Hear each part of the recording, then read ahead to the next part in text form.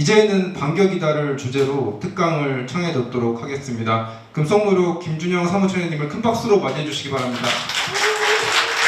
네, 반갑습니다. 리액션 너무 좋으신데요. 근데 매달 전문가를 모신다 그러는데 저는 전문가는 아니고요. 노동조합 33년 하다 보니까 이제 얇게 좀 넓게 경험을 했다는 것뿐이고 저한테 뭐 전문가로서의 포스 이런 건 기대하지 않으시면 좋을 것 같습니다. 그리고 오늘 강의는 광양에서 있었던 이야기를 중심으로 조금 해볼 건데요.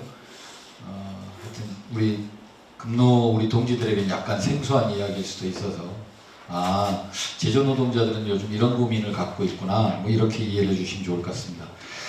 강의 못하는 강사가 쓰는 테크닉 중에 하나인데요. 지금 요 앞에 있는 게 여러분들 지금 연배를 보니까 주택복권을 잘 모르실 것 같은데 주택복권 아세요? 로또만 아시는 거 아니에요? 자, 주택복권 방식으로 추첨을 해서 선물을 한 분 드리려고 하는데 주택복권 방식은 번호가 맞는다고 되는 게 아니라 자릿수까지 맞아야 돼요. 괜찮습니다. 노트북 오래된 거라서 이제 가려고 해요. 그래서 지금 로또 복권을 지금 주택 복권을 안 가지고 계시니까 여러분들 전화번호로 추첨을 할 생각입니다. 그래서 뒷번호부터 맞춰 나가는 거예요.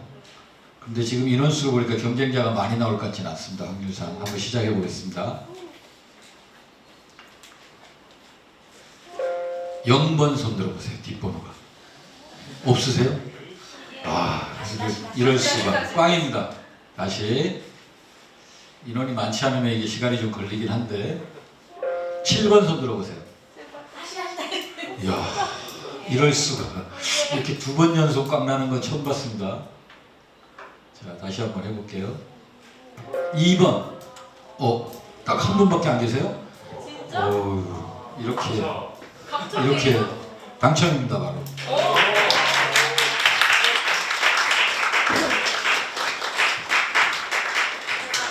자, 근데 제가 선물을 그냥 드리는 게 아니에요.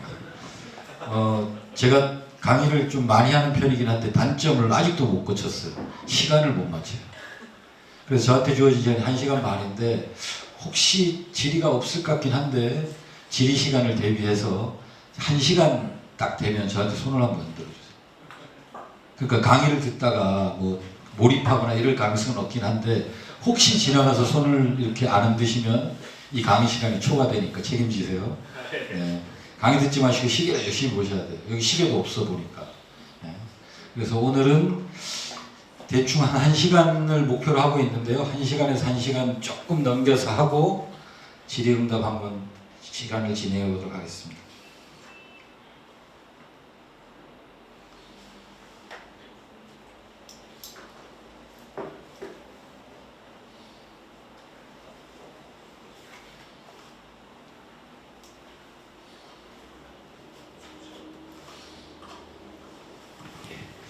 오늘 강의 제목은 광양 이야기라고 잡았는데요.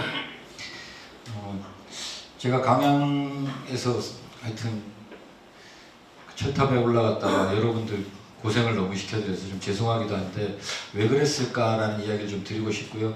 저는 금속노련에서 이제 사무처장 하고 있고 우리 흔히 한국노총에서 금금연대를 하는 대상 조직이기도 합니다. 저희 하여튼 뭐 페이스북 우리 금속노련 소개고요. 저 개인적으로도 페이스북을 하고 있고 조금 전에 보셨던 그 엑셀로 만든 그냥 파일이거든요. 프로그램이라고 하기도 좀 죄송스러운 제가 개인적으로 홈페이지를 하나 갖고 있어요. KIMJYNet이라고 하는 거기 가면 지금 보셨던 이런 복권 추첨 뭐 하여튼 이것저것 하여튼 워크숍 가서 재미삼아 할 수 있는 것도 만들어 놓은 게 있고 여러분들은 회계로 인정을 안 해주시지만 노동조합 회계 프로그램 단식부기로 만들어 놓은 게 있어요. 우리 금노는 보니까 노동조합에서도 다 복식부기 쓰시던데 단식을 회계로 인정 안 해주시더라고요. 하여튼 단식 하여튼 프로그램 중에는 저도 그나마 저한테 제가 만든 것 중에 다운로드 수와 이용자가 가장 많은 그런 단식부기 프로그램도 있고 하여튼 엑셀로 이것저것 만들어 놨어요. 물품관리 대장 뭐 이런 것도 해놓고 노동조합 사무장님이만 한번 들어가 보시면 좋을 것 같아요. 자, 그래서 페이스북 저도 친구 맺어주시면 오늘 강의를 계기로 저랑 친구하셨으면 좋겠습니다. 강의 진행해 보도록 하겠습니다. 제가 그 광양에서 이렇게 8.4m더라고요. 요 위에가. 거기에 올라갔던 이유가 하청 노동자의 노동상권을 보장하라라고 하는 게 핵심이었고, 보장해야 될 주체로 포스코를 찍어서 제가 올라갔습니다. 그런데 하여튼 제가 들어가서도 그렇고 뭐 하여튼 다양한 이야기를 들었는데 왜라는 질문을 많이 받았어요. 근데 그 뒤에 뭐가 붙었나 하면 합리적인 사람이 이렇게 질문을 많이 받았어요. 그래서 제가 들어가서 바깥으로 처음 내보냈던 글도 내가 합리적인 사람 맞아. 그런데 이렇게 철탑을 세운 것도 나의 합리적인 판단이었어. 근데 제 생긴 것만 보고 애가 되게 착할 거라고 오해를 하시는 분들이 좀 계시고, 이게 부모님한테 물려받은 자산 중에 저는 꽤 괜찮게 쓰고 있거든요. 제가 이제 지역노조 출신이라서 저희 산하조직이 하나 딱 만들어지면 생판 처음 보는 회사에 불쑥 들어갑니다. 명함을 확 주면서 저랑 내일부터 교섭합시다. 교섭창구 단일화 없을 때는 뭐 그게 가능했으니까. 그럼 사장 입장에서 얼마나 황당하겠어요. 생판 처음 보는 놈이어서 명함을 주면서 쫓겨 입고 와가지고 교섭하자 그러면. 그런데 제 얼굴을 보고 긴장을 덜 해요. 우리 김만희 위원장 같은 얼굴이었으면 사장들이 긴장했을 건데, 하여튼 제 얼굴 보고는 그렇게 긴장을 안 해서 합리적이라는 평가를 제가 좀 받았는데, 이렇게 올라간 것도 저는 합리적이다라고 이제 주장하고 싶은 겁니다. 그래서 나와서 이런저런 사람들이 묻는데, 공무원, 그 다음에 사용자 쪽, 뭐 교수님들 이런 사람들이 물으면 제가 미안해서라고 답을 했고요. 우리 조합원들이 물으면 이렇게 답했습니다. 다른 방법을 찾을 수 없어서. 이것저것 다 찾아봤는데 다른 방법이 없더라 라고 해서 올라갔다는 겁니다. 왜 다른 방법을 찾을 수 없었는지 설명을 드려볼게요. 지금 우리 금속노련에 가면 사무실에 이렇게 깃발이 2개가 걸려 있습니다. 깃발이 둘 다 찢어져 있죠. 이걸 누가 가위로 자르거나 찢은 게 아닙니다. 광양에 해풍이 부는 곳에 천막을 쳤고, 그 천막을 걸어놓은 기간이 제가 철탑을 세우기 이틀 전 사진인데요. 398일째 되던 시기에 제가 올라갔거든요. 그 천막을 걸고 1년이 넘다 보니까 깃발 3개가 있었는데 하나는 한 3분의 2 남았고요. 나머지 2개는 이렇게 펄럭이면서 해진 거예요. 이렇게 오랫동안 투쟁을 할 수밖에 없었다는 거죠. 그런데 왜 이렇게 긴 투쟁을 했는지 설명을 좀 드려야 될 것 같아요. 그래서 제가 사실은 철탑을 세우고 올라가기 전에 제가 내일신문에 한 달에 한 번 정도 기고문을 쓰는데, 그때가 철탑 세우고 올라가기 전이 원고 마감이었어요. 그래서 쓰고 보내고 올라갔더니 안 실어주더라고요. 왜냐하면 거기에 제 결심을 좀 담아서 썼더니 야 이거는 기고문이 아니다. 그래서 제 결심 부분은 잘라냈는데 이 뒷부분의 결심에는 이렇게 썼습니다. 33년 노동조합 하면서 노동조합 만들고 교섭하고 하여튼 쟁의하고 이런 거에서는 아주 기술자가 돼 있다라고 저 스스로 자만했고, 이 광양도 한 300일 넘게 1년 동안 투쟁을 하는데 해결이 안 되고 있어서 내가 내려가서 사측도 만나고 포스코도 만나고 해서 잘 조정해서 정리를 하고 올라와야지 라고 생각하고 내려갔어요. 근데 내려가서 그렇게 이렇게 쭉 사람들을 일주일 동안 만나고 조합원들도 만나고 했는데 답이 안 보이는 거예요. 방법이. 그래서 기술자 포기하고 우리 조합원들과 함께하는 노동자로 이 투쟁 끝까지 하겠다라는 결심을 썼더니 그건 난리가 있던데 이렇게 썼는데, 당연한 권리라는 것은 우리가 인권이라는 이야기할 때 하늘에서 뚝 떨어진 권리처럼 인식되잖아요. 사람이 태어나면 당연히 인권을 갖고 태어나는 것처럼. 근데 우리 인간한테 그런 인권이 있느냐? 노동자에게 헌법에 보장된 노동상권이라고 하는 게 있는데 그게 진짜 타고난 주어진 권리냐? 그런 거 없다 개뿔. 내가 노동조합 하며 살아보니까 노동상권, 인권 이런 것도 우리가 쟁취하고 유지하고 만들어가는 거다, 이런 이야기를 썼던 글입니다. 자, 이 사진부터 출발을 해야 되는데 이 싸움은 2000년도에 있었던 싸움입니다. 포스코의 하청 공장이에요. 공장이라고 하면 하청 사업장인데, 포스코가 철광석을 쇳물을 녹여서 그것들을 운반하고 이런 업무들이에요. 그 시뻘건 쇳물도 옮기고, 이 회사가 갖고 있는 장비가 여러분들도 보셨을 수 있는데 세월호 인양했을 때 보면 세월호 밑에 바퀴 막 수십 개 달린 차 여러 대 해가지고 이렇게 옮기는 거 보셨죠? 그런 장비를 갖고 있는 그런 사업체예요. 근데 이 사업체가 광양에서 노동조합을 너무 열심히 한 거예요. 그랬더니 포스코가 어떻게 했냐면 이 회사를 공중분해시킵니다. 땅은 땅대로, 건물은 건물대로, 장비는 장비대로 다 찢어서 팔아버려요. 이 기존의 성암이라고 하는 회사였는데 성암에서 5개 회사로 그 장비들을 다 팔아버려요. 그런데 그 5개 회사는 그 장비를 산 이유가 포스코에서 일을 안 주면 그 장비를 살 이유가 없는 회사들이거든요. 그러니까 어떤 문제가 생기나 하면 장비랑 자산이랑 영업 전체를 넘겼으면 영업이 양도여가지고 단체각과 고용이 승계가 될 건데 공중분해를 딱 시키니까 단역도 없어지고 고용 승계도 안 되는 상황이죠. 그래서 광양에서 포스코로 들어가는 진입로에 있는 다리를 때려박고 싸우겠다라는 결의를 밝히길래 제가 그 정도 결의라면 국회 앞으로 올라와라 라고 이야기를 해서 전조합원 156명을 국회 앞으로 데리고 옵니다. 이미 금속노련 김만지 위원장님은 우리 금속노련 차원에서 천막을 치고 농성을 시작하고 있었기 때문에 156명을 국회로 다 불러 올린 겁니다. 이때 우리 박홍배 위원장님과 금융노조가 이 투쟁 현장에 가장 많이 오신 산별이었고 밥도 가장 많이 사주셨습니다. 그런데 밥값이 감당이 안 되더라고요. 156명이 매일 3끼를 먹어 제끼니까 감당이 안 돼서 제가 제안을 했습니다. 단식하자고. 농담이고요. 그때 위원장님이 벌써 한 5일 단식 들어가 있는 상황에서 상황 변화가 안 보이길래 우리 전체 나도 굶을 테니까 같이 단식 들어가자. 그래서 역사상 최초로 국회 앞에서 156명이 단식하면서 노숙을 합니다. 제가 처음에는 우리 조합원들한테 다이소에서 파는 1,000원짜리 텐트가 있습니다. 텐트라고 할 수도 없죠. 은박 비닐. 그거 한 장씩만 놓아주고 재웠어요. 한 조합원이 캠핑 다니는 조합원인가 봐. 자기 개인 텐트를 가져왔길래 제가 못 치게 했습니다. 그렇게 출발해서 이렇게 농성을 이어가는 거죠. 근데 이분들이 걸고 있는 글씨를 보면 포스코에서 노동조합 한 채, 제가 이걸 제안했는데요. 이 회사를 공중분해 시켜야 될 이유는 아무것도 없는 거예요. 포스코 하청 중에 너네 노동조합 너무 열심히 해.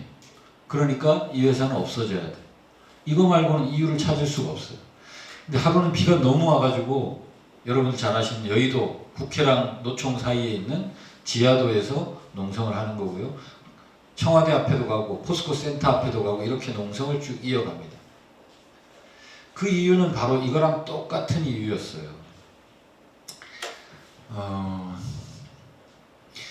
5개를 다시 합치는 과정을 설명드려야 되겠구나. 일단 5개가 흩어졌는데 그때 경산호 위원장님이 저희 농성장을 찾아오셨고 제가 그때 우리 위원장님이 이미 단식이 12일째 들어가는 날이었어요. 그래서 문성현 위원장한테 살려주십시오 라고 제가 진짜 살려달라고 했습니다. 그랬더니 문성현 위원장이 이제 경산호위로 저를 부르셔서 어떻게 하면 좋겠냐, 포스코 회장 통화 좀 해주십시오. 그랬더니 문성현 위원장님이 야, 그러면 너네 위원장 굶어 죽어. 포스코 회장이 알았습니다 할 거고, 그럼 사장한테 얘기해놓겠다 그럴 거고, 사장한테 또 얘기하면 또 담당자한테 얘기할 거라 그러고, 그러다 며칠 가버리면 어떡하냐. 이 결정을 가장 빨리 할 수 있는 사람이 누군지 알려줘라. 그래서 거기 이제 실장이라고 부르는 전무가 있었거든요. 그 친구 전화번호를 딱 알려드렸더니 바로 전화를 하시더니 저 경산호 위원장 문성현입니다. 어디 계십니까? 포항입니다. 제가 지금 내려갈 테니까 기다리십시오. 그랬더니 이제 난리가 난 거죠. 아닙니다. 제가 새벽에 올라가겠습니다. 그래서 아침 9시에 경산호위에서 합의를 합니다. 어떤 합의냐? 5개로 흩어져 있는데 한 방에 모을 수는 없으니까 1년 뒤에 장비랑 그 포스코의 하여튼 그 뭐라 그래야 돼요? 그 운영권을 5개 회사에 있던 거를 한 회사로 모아서 5개 회사를 한 회사로 모은 상태로 우리 단체 협약을 유지한다. 이렇게 합의를 한 겁니다. 일단은 5개 회사로 흩어져 있었죠. 1년 뒤에 다시 다 모입니다. 그런데 다 모인 회사의 사장이 포스코에서 감사실 출신인데 이름도 박원수예요. 그 원수 같은 사람이 합의를 하고 내려간 이후에 저 천막을 치고 400일이 될 동안 노동조합과 단 한 줄의 합의를 하지 않습니다. 그러면서 어떻게 하나 하면 단체협약은 저희가 체결하고 들어갔는데 그 취업규칙은 약간 달랐던 거예요. 자기네들의 취업규칙에는 연차를 일주일 전에 신청해야만 쓸 수 있도록 돼 있다. 기존에는 그 다음날 내가 연차를 썼을 때 대체근무자만 찾아오면 그냥 자유롭게 썼던 연차인데 일주일 전에 신청하지 않은 연차는 1도 인정하지 않아요. 아주 사소한 건데 노동조합 단체협약에 노동조합의 사무실 비용과 포스코 하청들은 사내에다 노동조합을 둘 수가 없거든요. 다 바깥에다 두는데 그 임대료와 관리비 등을 다 지원한다고 돼 있는데 이사 나갈 때 약간 사장하고 노동조합 위원장하고 툭탁거렸나 봐요. 그래서 그때부터 돈을 안 줘요. 자기가 동의한 사무실이 아니라. 이런 아주 사소한 걸로 계속 노동조합이랑 마찰을 일으키고 단 한 줄의 합의도 해내지 않습니다. 그러니까 임금이 3년째 계속 그냥 교섭만 하지 타결이 안 되는 거죠. 그러다 보니까 우리 조합원들이 파업을 합니다. 파업을 했더니 어떤 현상이 생겼냐? 포스코는 하청을 주면 동일한 업무를 한 회사한테 주지 않습니다. 작게는 3개, 많게는 5개다 논아줘요. 우리 조합원들이 딱 파업을 하면 어떻게 돼요? 다른 회사가 대체근로를 들어요. 노동부한테 이거 불법이잖아. 근데 노동부는 불법이라는 이야기를 하지 않습니다. 파업만 하면 조합원들의 출퇴근을 그 파업 시간을 체크할 수 있는 업무는 시간 비율만큼, 시간을 체크하기 어려운 운송 같으면 하루에 10탕을 해야 되는데 2탕 안 했으면 10분의 2 이렇게 임금을 까기 시작하는 거예요. 파업을 해도 효과는 없는데 임금만 깎이는 일이 생기니까 할 수 있는 투쟁이 뭐예요? 천막밖에 없었던 거죠. 그런데 이 대우조선해양하청 여기도 똑같은 일이에요. 이분들이 배에서 용접하는 분들인데 파업을 딱 하면 그 하청 사장과 교섭을 해서 합법적인 쟁의권을 가지고 파업을 딱 들어가면 어떻게 해요? 대우조선이 하청 계약을 바로 해지합니다. 걔네 계약서를 제가 뭐 우리 포스코 거 여러 개의 하청 계약서를 봤는데 갑이 마음만 먹으면 언제든지 계약을 해지할 수 있는 조건들이 들어있어요. 계약을 해지하고 파업을 계속 하든 동 마든 동 우리는 딴 업체를 밀어넣겠다 이렇게 되는 거예요. 그러니까 어떻게 해요? 자기가 만들던 그 배 밑바닥에다가 자기가 가진 기술인 용접 기술로 스스로를 가둔 겁니다. 이렇게 가두고 조합위원장님과 조합원들은 이 주변을 엄호했던 거죠.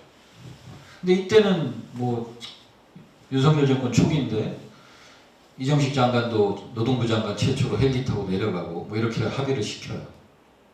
근데 그 합의 이후에 이분들은 어떻게 됐어요? 지금 540억 원의 손배소를 당하고 있습니다.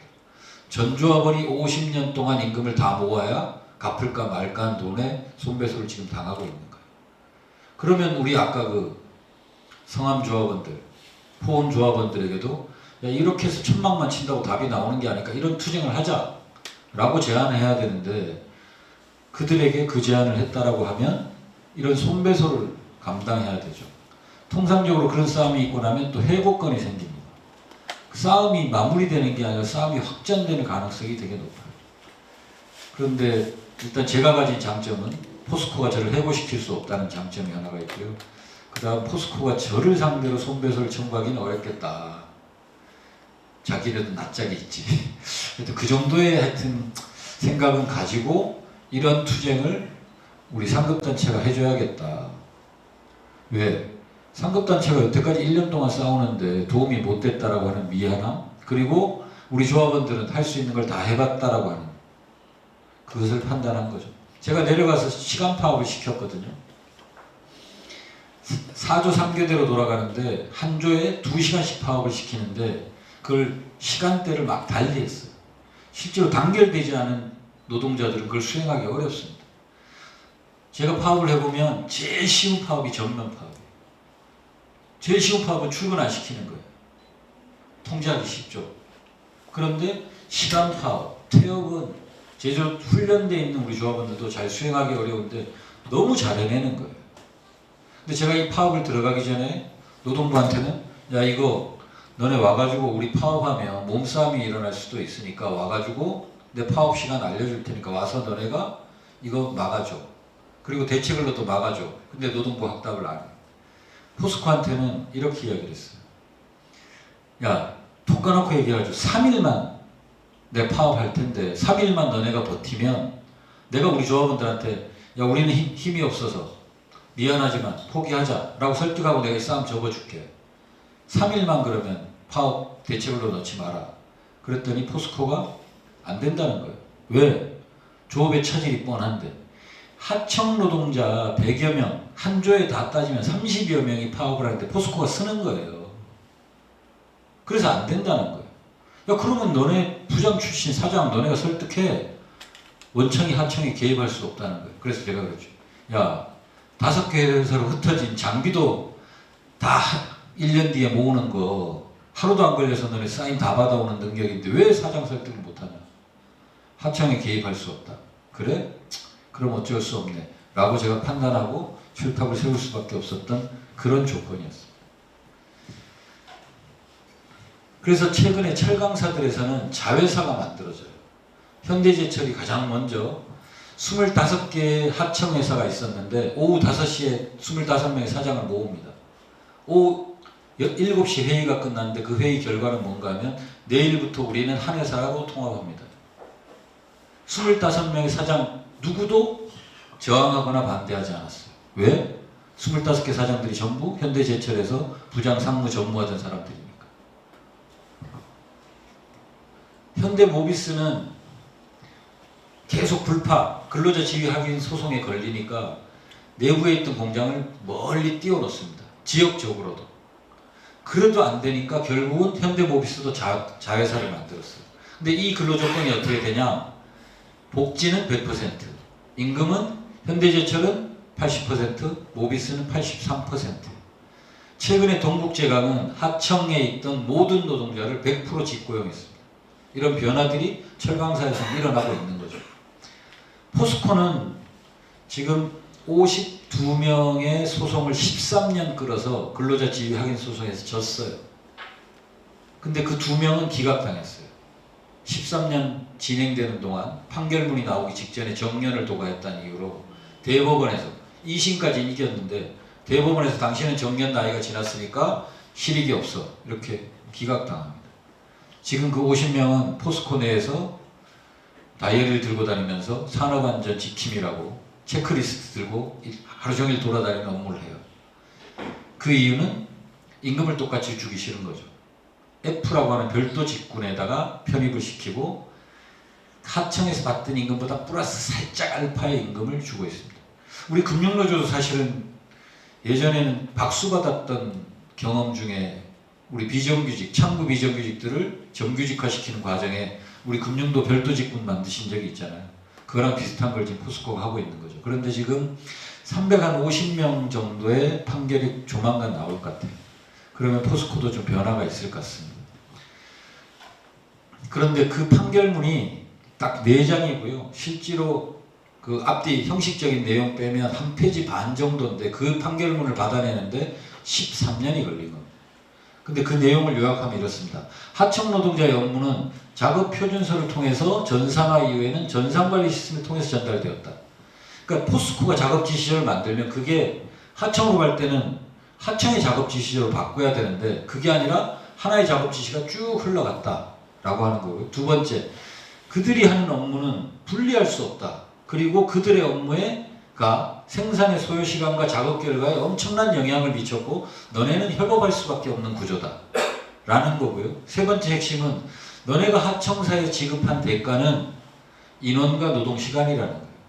자, 샘물 녹인 거를 10톤을 300m 옮겨주면 얼마 이렇게 계약을 하는 게 정상이잖아요. 하청 계약이.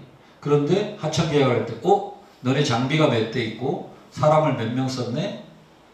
그리고 그거를 계산하면 인건비가 이 정도 들겠네? 이렇게 계산을 했다는 거예요. 장비도 하청사가 살 수 없는 규모의 액수예요. 아까 설명드렸던 ET 엘리베이터라고 하는 엄청나게 무거운 장비를 그 물건을 옮기는 그 트럭이 중고가 한 1억 7천, 새 거는 3억 4억 가거든요.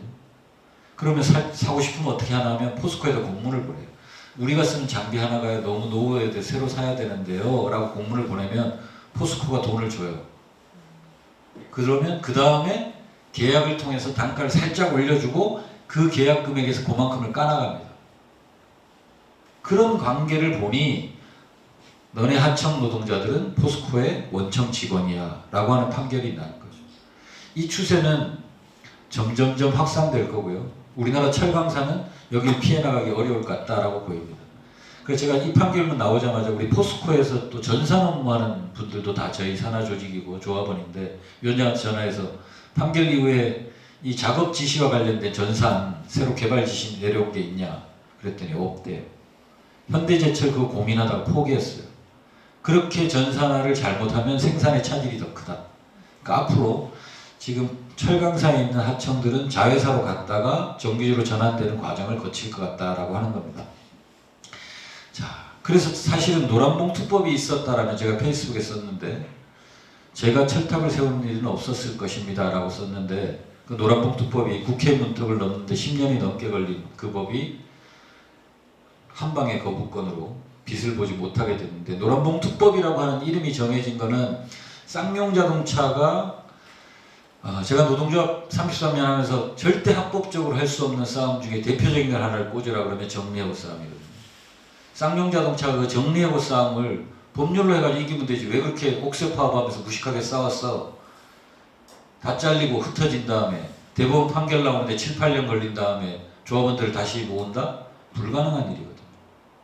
그래서 불법적인 싸움을 할 수밖에 없습니다. 그리고 쌍차는 이후에 대법에서 그 파업은 정당했다라는 판결을 받아낸 것도 있고요.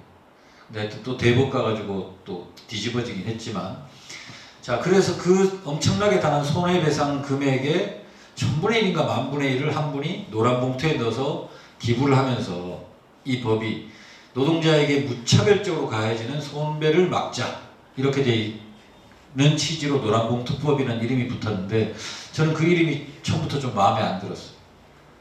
사실은 아주 상징적인 의미로 노란봉투법으로 우리가 알고 있는데 이 노란봉투법의 핵심은 손배 가압류를 무차별적으로 하는 걸 막자.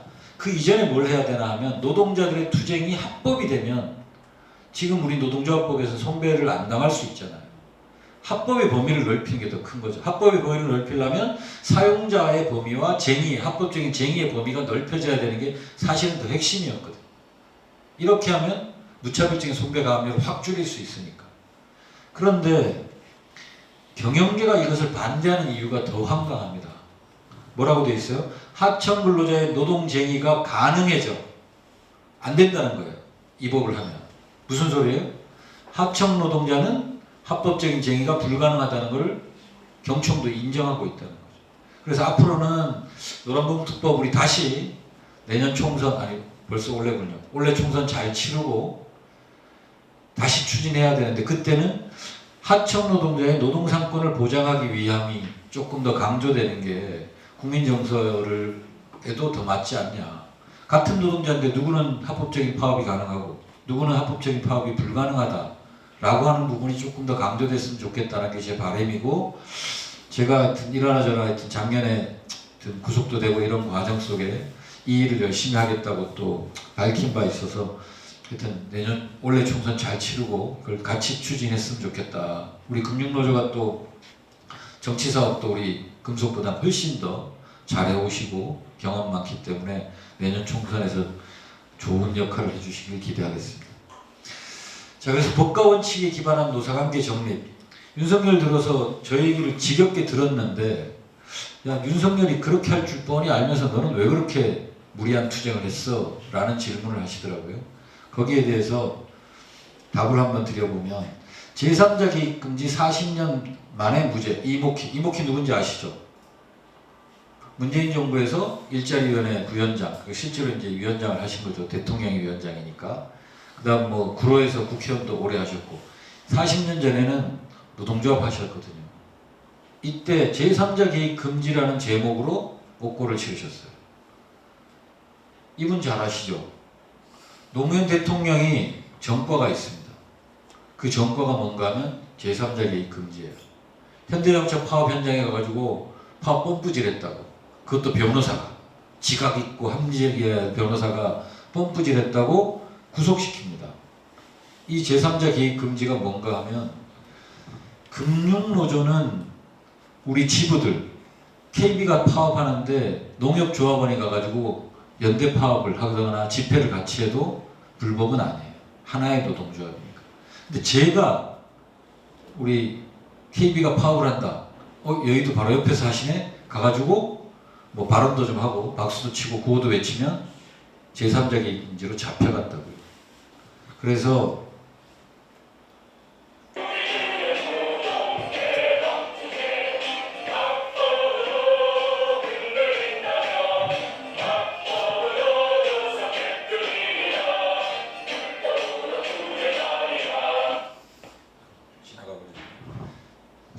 악법은 어겨서 깨뜨릴 수밖에 없다는 거죠.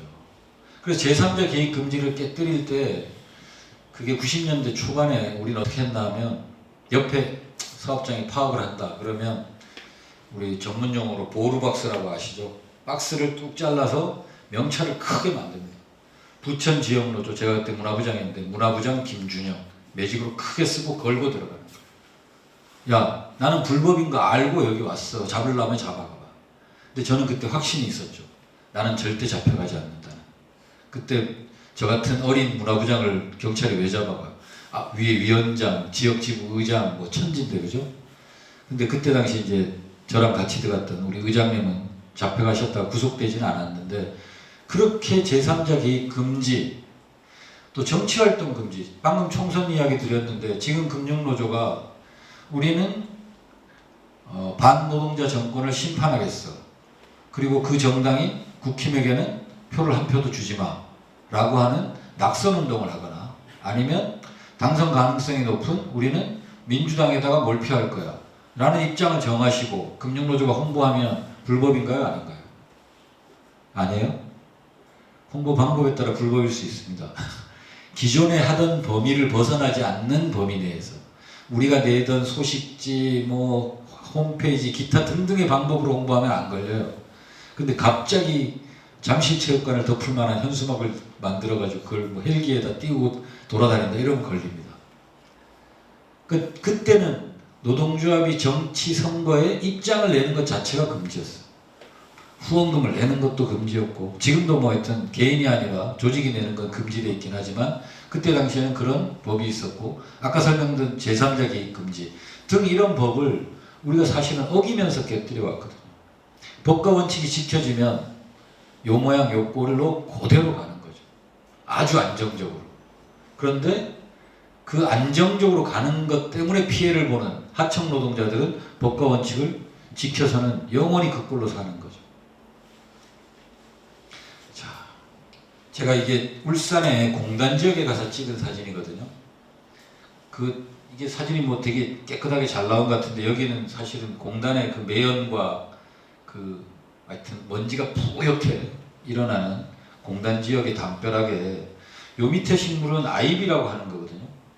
유럽에 가면 잡초처럼 지천에 널려있는. 그리고 이 위에 거는 담쟁이에요.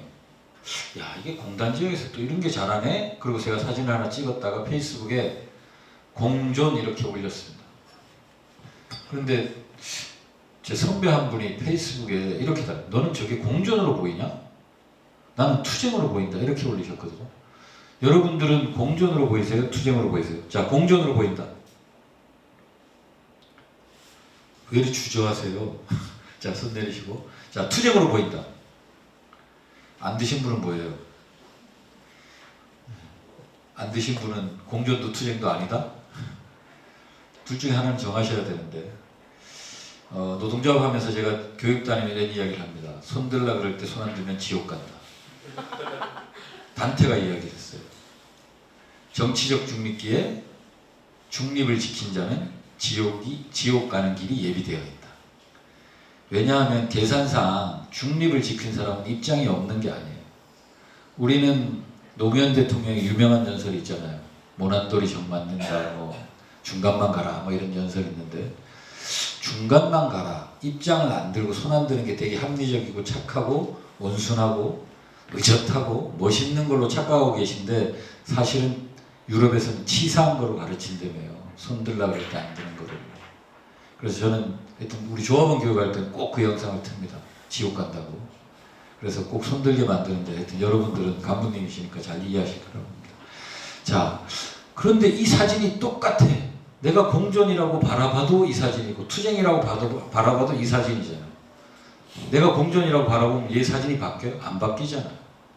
야, 그러면 공존과 투쟁은 같은 것일 수도 있겠다.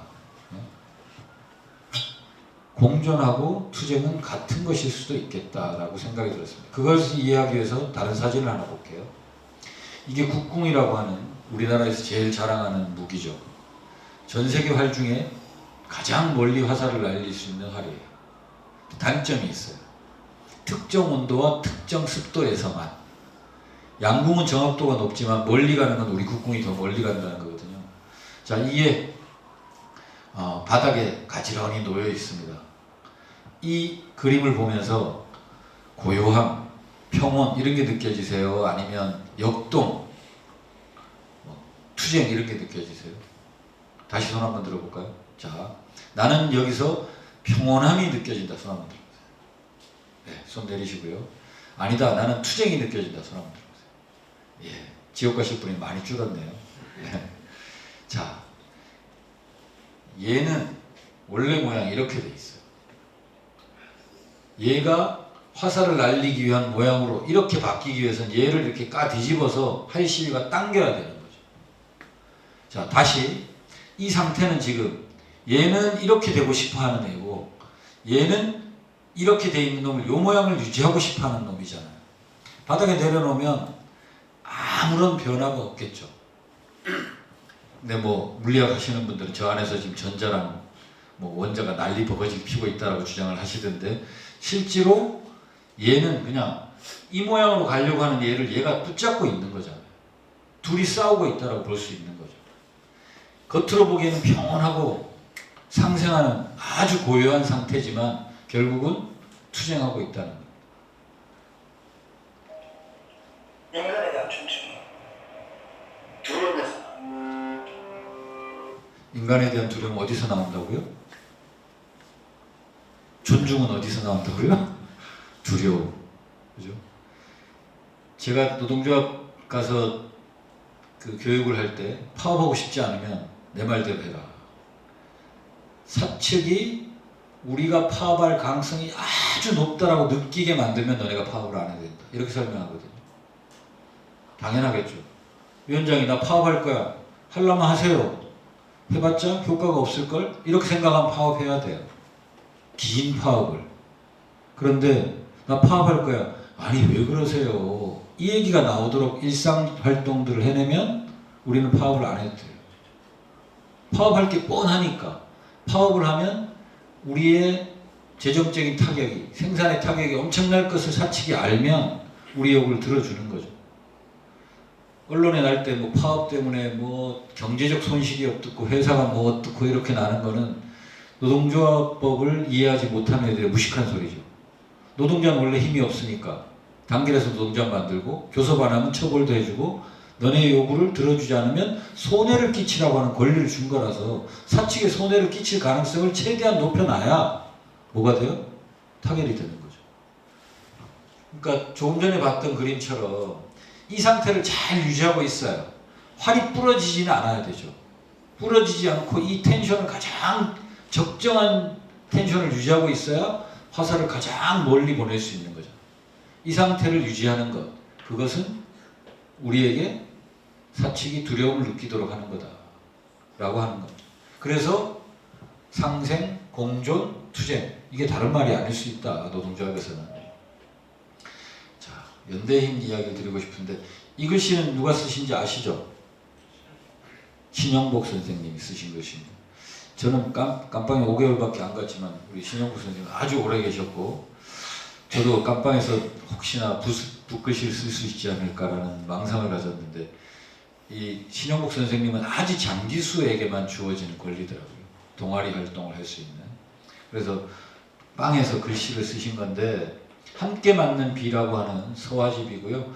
돕는다는 것은 우산을 들어주는 것이 아니라 함께 비를 맞는 것입니다. 저는 뭐 우산 사주고 우산 들어주고 이것도 저는 연대라고 봅니다. 그러나 최고의 연대는 같이 있어주는 것이다 라고 하는 겁니다. 그래서 제가 깜빵 들어가고 난 이후에 각종 기자회견을 해주셨고 우리가 김준영이라고 외쳐주셨고 천막을 또 우리 금속노래는 치고 그 천막 투쟁을 이어갔고요. 그 다음 전국에 있는 우리 항로총 조합원들이 자기 사업장 앞에서 이게 카이거든요. 여기 사천에 카이 공장 앞에 아무것도 없어요. 뭐 와서 공무원이 볼 일도 없고 그런데 그 사업장 앞에서 1인 시위 하시고 지청 앞에서 검찰 앞에서 각종 집회에서 이렇게 연대를 해주셨고요. 그 다음 제가 최저임금위원회에서 잘렸잖아요.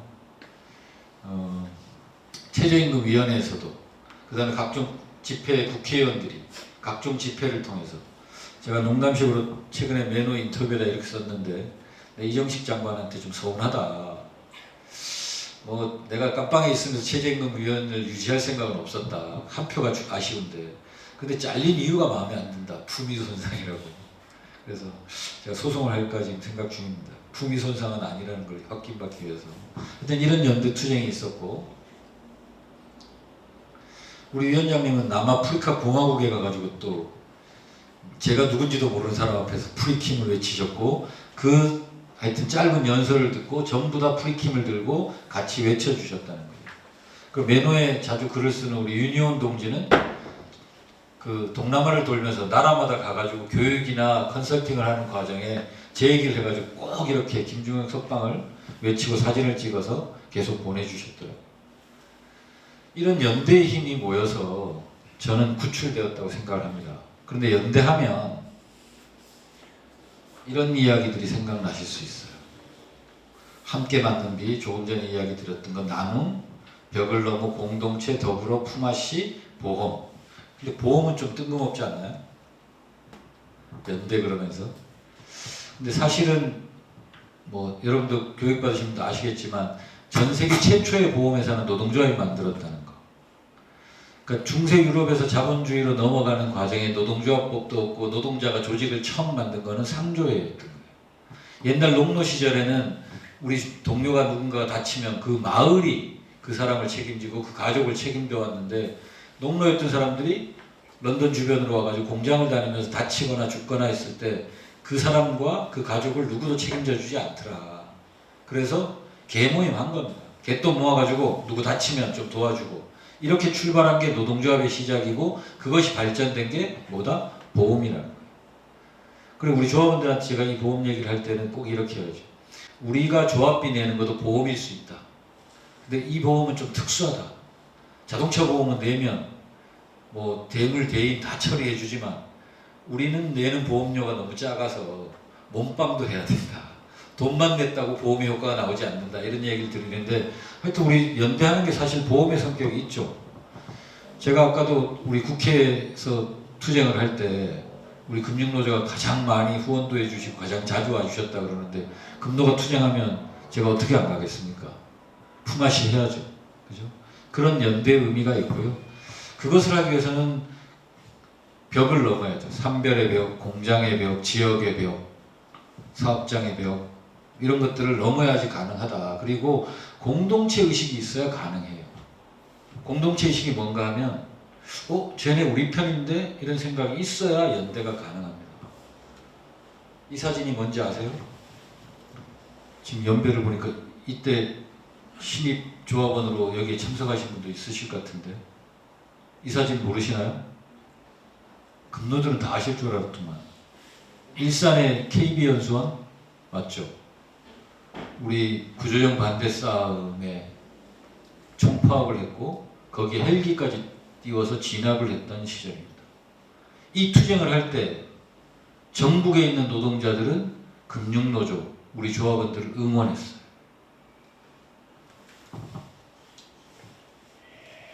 오는 7월 1일부터는 은행들이 토요일에 문을 열지 않습니다. 금융노사가 오는 7월부터 주 5일 근무제를 실시하기로 합의했습니다. 손은수 기자입니다. 7월 1일부터 전 산업 전체로 금융노동은 주 5일 노동제를 실시합니다. 금융노조 노조만이 해낼 수 있는 투쟁이었어요. 우리나라에서. 제가 지역노조 하면서 소원이 내 앞에 사장 여러 명 앉혀놓고 교섭해보는 게 소원인데 아직도 33년 동안 못 해봤거든요. 금융노조는 그걸 해내셨잖아요. 육아휴직, 우리가 법이 제정되기 전에 이미 시행하셨던 경험을 가지고 계시고, 은행이 토요일날 문 닫으면 중소기업들 그때 약소금 수표 쓸 때 다 부도난다고 난리 버거지를 지기면서 반대했는데 해내셨잖아요. 토요일날 은행 문 닫아도 부도나는 게 하나도 없었고, 마감일을 토요일에서 월요일로 바꿔주니까 더 좋아했고, 이것을 해낼 때까지 금융노조의 투쟁은 우리 노동자들한테 박수받았던 투쟁이에요. 비정규직이 막 늘어나던 시기, 어떤 산별보다도 먼저 뭐 별도의 직분이라는 한계는 있었지만 비정규직을 정규직화해냈을 때 박수받았던 조직이 지금 금융노조였거든요. 그런 공동체의식, 금융노동자도 우리랑 같은 노동자야 라고 하는 의식이 있었기 때문에 가능하다는 거예요. 예전에 현대자동차가 노동조합 간부를 깡패들을 시켜서 식칼로 찌른 적이 있어요. 식칼 테러. 그때 우리는 뭘 했나 하면 술 먹고 지나가다 현대자동차 영업소를 보면 돌멩이를 들고 유리창을 깨버렸어요. 술을 한 잔 더 먹으면 지나가다가 셔터를 발로 집어쳐가 다 찌그러뜨렸어요. 대우자동차가 정리하고 싸움을 크게 했던 적이 있는데 91년도, 92년도 정도에 그때 대우자동차 영업소가 전국에서 몇 군데가 불이 났습니다. 다른 지역에 대우자동차랑 아무런 상관도 없는 노동자들이 화염병 집어 던져서 불 질렀어요. 자, 지금 현대자동차가 파업을 한다. 박수 칠까요? 공동체 의식이 좀 무너져 있는 측면이 있는 거죠. 금융노조가 지금 예전처럼 저렇게 헬기 진압을 당하는 엄청난 투쟁을 한다. 예전처럼 박수를 받을 수 있을까요? 받을 수 있을까요? 왜 대답들을 못하시지? 아니요. 왜 못 받아요? 공동체 의식이 무너졌나요? 저는 약간 무너진 측면이 있다고 봅니다. 예전에 현대자동차가 파업을 하면 걔들이 우리보다 임금을 좀 더 받아도 우리는 박수를 쳤어요. 왜냐하면 그때는 임금 가이드라인이라는 게 존재했어요. 경총하고 정부가 싸바싸바 해가지고 원래 임금 가이드라인 3%. 그럼 회사가 수익이 10% 20% 나도 임금을 안 올려줘요. 3% 이상 올려주면 사장이 교섭 때 이렇게 해요. 위원장님, 저희 3% 이상 올려주면 내일 바로 세무조사 들어와요. 위원장님보다 저는 세무조사가 더 무서워요. 그래서 임금에 뭐 보험료로 준다, 나중에 타결 이후에 뭐 몇 달 있다가 뭐 상여금 형식으로 뭘 준다, 막 임금 구조가 아주 지저분해진 게 그런 이유 때문이거든요. 그런데 현대자동차는 파업을 해. 그리고 현대자동차가 4% 5%를 찍어요. 그러면 그 다음 교섭 들어가서 현대자동차가 5% 찍었으면 현대자동차가 세무조사 받는데 우리 같은 작은 사업장 세무조사 못한다. 더 줘라. 이러면 현대자동차가 도장을 찍은 이후에 나머지 사업장들 줄줄이 타결을 해주는 거예요. 현대자동차가 고맙잖아요. 네? 우리보다 임금을 좀 더 받아도.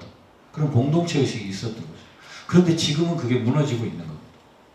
IMF 이후에 비정규직이 늘어나고 노동자 내부의 양극화가 심해지고 이런 과정에 연대가 안 되는 이유는 저는 그런 공동체 의식이 무너진 과정이 제일 크다고 봅니다.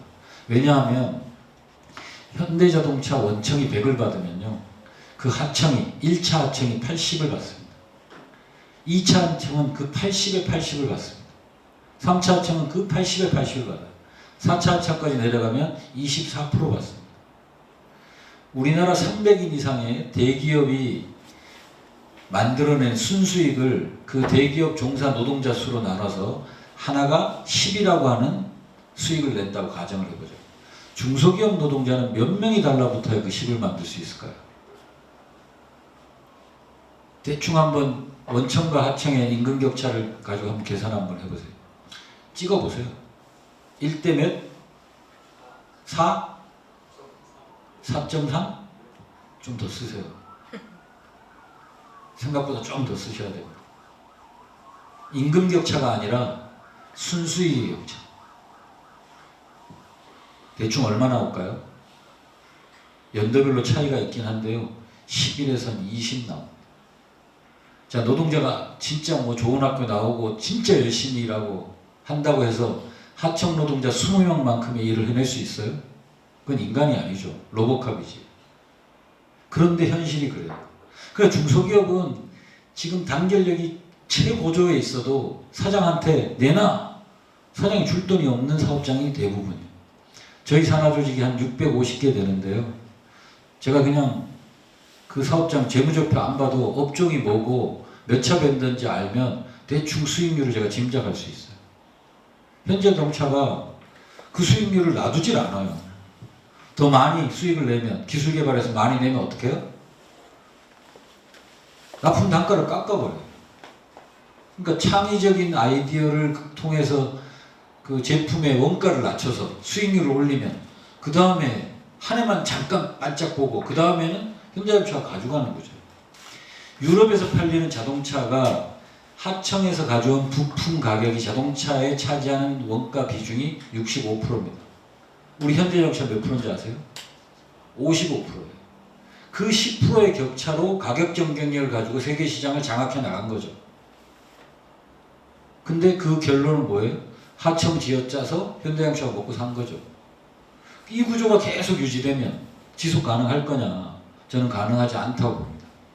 우리 금융노동자, 현대자동차의 조합원들이 투쟁을 할 때 연대를 같이 하고 싶다라고 하면 품앗이 해야 되는데 파업 현장에 가서 지원해주고 하는 것도 필요하지만 이런 의식, 공동체 의식이 무너진 것을 어떻게 우리가 메꿔낼 것인가도 한번 고민해봤으면 좋겠다라는 겁니다. 있어요? 내 사람 경력이 없었어요? 정치요. 그까짓 게 뭔데요? 못 사는 사람 잘 살게, 잘 사는 사람 좀 베풀게 그렇게 하면 되는 거잖아요. 정치 어떻게 하면 된다고요?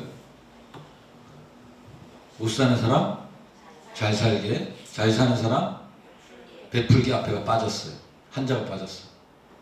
좀 많이도 아니야. 그냥 좀 못 사는 사람 잘 살게, 잘 사는 사람 좀 베풀게 하면 제일 잘하는 정치라는 거예요. 그래서 이 표를 가지고 제가 지금 20년째 떠들고 다니긴 하는 표이긴 한데 우리 근로조합원들한테는 처음으로 하는 것 같아요. 자, 가정을 해본 겁니다. 우리나라 인구가 1000명, 900명 해서 100명까지 다 닿으면 몇이죠? 우리 금노는 바로 답이 나올 줄 알았는데 요즘 주판을 안 하시죠? 주판 안 한 지 오래되셨죠? 주판 하신 분들은 다 외우는데 그냥 1부터 10까지 더하면 55라고. 5,500명이 있는 나라예요. 자, 100원짜리 소득자가 1000명, 200원짜리 소득자가 900명. 쭉 다 더하면 5,500명이죠. 근데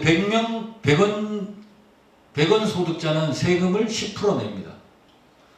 200원은 14%, 쭉 해서 1000원은 46%를 내는 나라예요. 자, 그러면 550원 버는 사람은 얼마 내요? 네? 우리 난 금융은 산수랑 되게 친할 줄 알았어. 내 착각이었나 봐. 지금 우리 세금은 이렇게 내죠. 내가 100원을 번 만큼은 10%를 띄고 100원에서 1원이라도 많으면 그것을 14%를 적용해요. 그래서 150원 번 사람은 계산하면 12%가 나오도록 돼 있어요. 그래서 소득에 따라 그래프가 이렇게 계단식으로 딱딱 세금을 내는 게 아니라 어떻게 해요? 부드러운 직선 형태로 나타나는 이유는 그렇게 매기기 때문에 가능합니다. 자, 그런데 이 소득 격차가 얼마인가 하면 100원에서 1000원, 10배 나죠.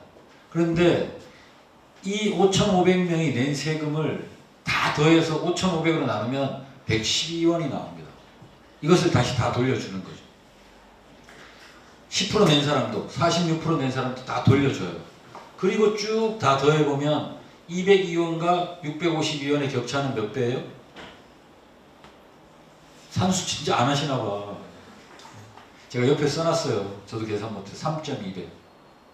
자, 지금 우리나라의 소득 격차를 줄이는 저는 유일한 방법은 저거라고 봅니다. 세금을 통한 재배치. 현대자동차 조합원들이 자, 현대자동차가 사상 최대의 이익을 냈다. 원래 임금 인상 교섭을 할 때, 야, 우리랑 하청 노동자들의 임금 격차를 줄이기 위해서 우리는 임금 조금만 올려야 돼. 이런 얘기 위원장이 할 수 있어요, 없을까요? 없어요. 하면 그 사람 그 다음에 출마도 못 해보고 떨어져요.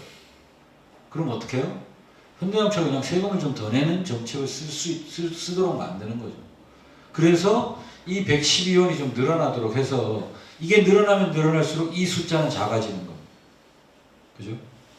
제 소원이 종부세 내보는 게 소원인데 우리 금노에는 혹시 계시지 않을까요? 종부세 내시는 분 없으세요? 금노에도 있어야 되는 거 아니에요? 있는데 안 드시는 거죠. 혹시 주식으로 1년에 한 5천만 원 이상씩 수익 내시는 분 없으세요? 아니면 한 종목을 한 10억 정도 가지고 계신 분? 그 정도 돼야 되는데. 네? 자, 지금 국세청에서 노동자 임금 그 납세 기준 통계가 외부로 나오기 시작했을 처음 그게 2018년 이전인데, 그러니까 지금 국회 전전 국회 말미에 나왔거든요. 그때 나왔을 때 우리나라 근로 임금 소득 노동자의 상위 10%가 1억 원짜리였어요. 근데 지금은 제가 최근에 통계를 찾아보니까 1억 5천에서 1억 7천 정도 되더라고요. 10% 안에 들 때. 우리 근로조합원들은 거기에 들어가 있는 분이 좀 있어요. 제가 알기로. 그죠? 자, 그러면 질문을 드릴게요. 나는 세금을 10%밖에 안 내는 100원 소득자를 하실 분 손 한번 들어보세요. 세금 조금 낼 수 있는 권리가 있습니다. 10%밖에 안 내요. 없으세요? 그럼 나는 세금을 46%씩이나 내는 1000원 소득자를 하고 싶다. 손 들어보세요. 지옥 가실 분이 아직도 남아있는 거죠. 네? 네. 나도 이거 해보고 싶어요. 제가 애가 4시거든요. 저 여태까지 세금을 내본 적이 없어요. 세금을 내면 2월달에 다 돌려줘. 1원도 안 남기고. 그래서 세금을 내본 적이 없어요, 실제로. 저 세금 내보는 게 소원인데, 종부세 내는 거는 제가 앞으로 죽기 전까지 못할 것 같고, 세금을 내보는 게 제가 소원이거든요. 이제 조만간 우리 애들이 그 공제 대상에서 다 빠져나가기 때문에 이제 조만간 한 번은 내볼 것 같긴 한데, 우리는 다 이걸 원한다고요. 46%를 내는 1000원 소득자를. 그죠? 이런 정책 변화가 없이 우리나라 내부의 양극화, 그 다음 노동시장 내의 양극화에서는 저는 요원할 거라고 봅니다. 사실은 제가 그 한국노총이 임금소득주도형 경제성장으로의 전환, 이거를 대의원대에 의결했을 때 제가 전략본부장이었거든요. 제가 만든 건 아니지만 하여튼 그것을 한국노총 대의원대에 관철시켰고, 그게 문재인 대통령이 당대표 시절에 총선 공약으로 박았고, 그 다음 대선 공약까지 넘어가는 과정을 거쳤고, 그 이후에 최초의 효과로는 최저임금의 대폭적인 인상이었는데, 청와대에서 당시에 국민의 50%를 지지받지 못한 유일한 정책이 최저임금이었다고 그러더라고요. 뭐 엄청난 하여튼 언론의 공격이 있었지만, 저는 그 공격을 무릅쓰고 조금 더 길게 끌고 갔으면 저는 충분히 효과가 있었을 거다. 왜냐하면 이런 결과가 있으니까. 코로나 때 경기도가 제일 먼저 경기화폐를 갖고 있었고, 그 다음 코로나 지원금을 쓸 수 있는 기간을 정해서 쫙 뿌리니까 갑자기 카드 매출이 쭉 올라와서 코로나 이전 매출로 회복했다더라. 이런 통계는 여러 군데 찾아볼 수 있거든요. 상품권 그냥 주면, 현금 주면 안 쓰겠지만 기간을 정해놓고 줘버리니까 다 썼을 거 아니에요. 소진율이 98점 몇 %였으니까 저 당시에. 저는 이런 정책, 가처분 소득을, 하층의 가처분 소득을 늘리는 정책을 어떻게든 써야 되는데, 최저임금도 욕을 먹더라도 저는 한 3년 정도 쭉 끌고 갔다라고 하면 효과가 분명히 나왔을 거예요. 언론의 반대를 무릅쓰고라도 했으면. 그런데 계속 끌고 나가기 어려웠던 지점은 코로나 빵 터지는 바람에, 그래서 끌고 나가지 못한 게 저는 천추의 한인데, 저는 앞으로도 조금 전에 봤던 세제 개편, 그리고 밑을 두텁게 끌어올리는 정책들을 우리 금노가 좀 앞장서서 요구하고 투쟁해 주셨으면 좋겠다. 그 과정 속에 우리의 연대의식, 공동체의식은 만들어질 거고, 그 속에 품앗이는 훨씬 더 큰 효과를 내지 않을까라는 이야기를 꼭 드리고 싶습니다. 그래서 우리 금노가 지금 뭐 우리 산업은행도 이전 때문에 싸움을 하고 막 이럴 때 전국에 있는 모든 우리 한국노총 조합원들이 금노에게 그 집회 자리는 못 오지만 마음으로 응원하고 박수 칠 수 있는 그런 금노로 나아갔으면 좋겠다라는 바람 말씀드리고요. 하여튼 제가 보석돼서 지금 석방이 됐지만 저는 이 석방이라는 표현을 쓰지 않고 여러분의 연대의 힘으로 제가 뭐 유별나서가 아니라 한국노총의 역사상 삼별의 상임 임원이 구속된 사례가 거의 없더라고요. 우리 금속노련 63년 역사에 제가 최초더라고요.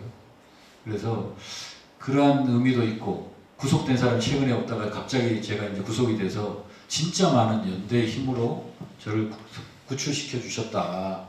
저는 보석 석방이 아니라 구출이라고 생각을 하는데요. 제가 3번의 탄원을 받았는데 합치니까 10만 명이 넘었어요. 첫 번째 탄원을 받을 때 3시간 만에 3만을 넘겼다고 그러더라고요. 이제 한국노총 민주노총 공이 같이 뿌려서 받은 거긴 한데 그런 하여튼 엄청난 하여튼 연대의 힘으로 저는 구출됐기 때문에 앞으로 여러분들에게 진 빚을 갚기 위해서 열심히 살겠다는 각오를 영상에 담았는데요. 조금 길지만 한번 들어봐 주십시오.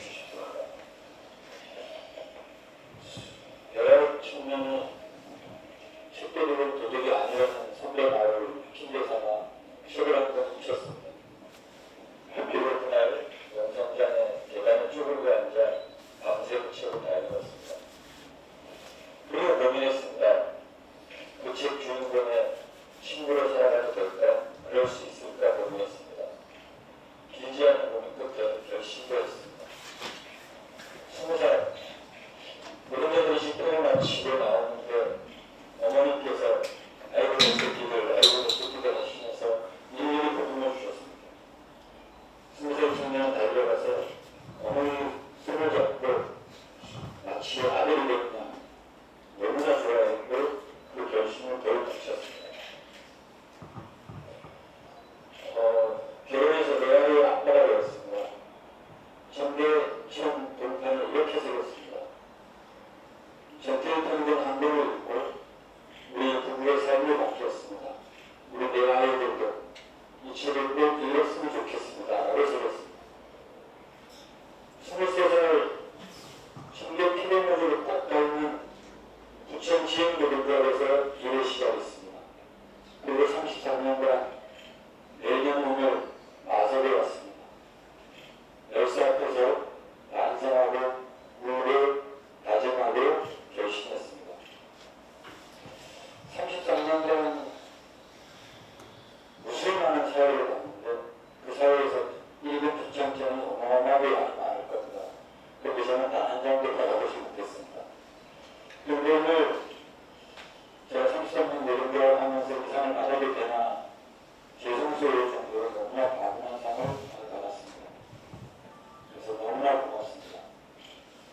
앞으로도 내년 오늘 이 마석에 와서 열사 앞에서 반성하고 결심하고 다짐하면서 쭉 살아가겠습니다. 고맙습니다. 예. 하여튼 제가 하여튼 수상 소감이 제가 광양에서 그 싸움을 할 수밖에 없었던 제 삶을 짧게 설명드린 거라고 보고요.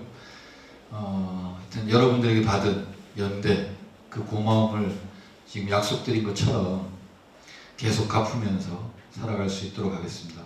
하여튼 다시 한번 연대해 주신 여러분께 감사를 드리고요. 우리 금노가 그렇게 힘들 때가 많지는 않겠지만 혹시라도 저희 금속이 연대의 필요성이 있을 때는 언제든지 우리 조합원과 함께 달려가겠다는 약속도 드리겠습니다. 감사합니다.